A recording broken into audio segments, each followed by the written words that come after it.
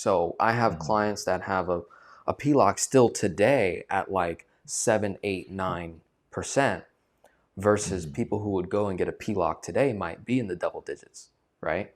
So I often see that a personal line of credit, unsecured, will typically hold its rate year over year. I don't know if this is like fully accurate across all the board, but Sure. when I look at these smaller banks, I typically see that. I'm like, that's interesting, versus my clients who have second position HELOCs, first position HELOCs that are variable rate.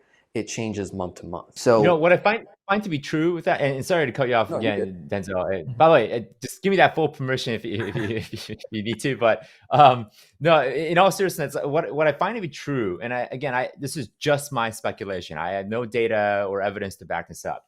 What I find to be true is that PLOC is not. Let me give you the technical term.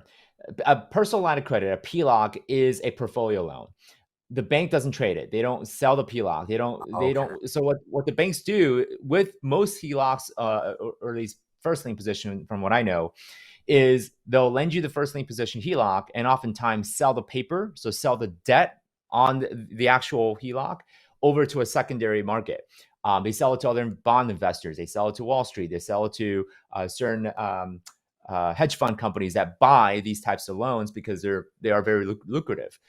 Second lien positions and PLOCs, not so much, but PLOCs specifically, I find that PLOCs are more so a customer retention tool for banks. They don't make money on PLOCs. They don't really particularly have a reason to give out PLOCs for a profit center.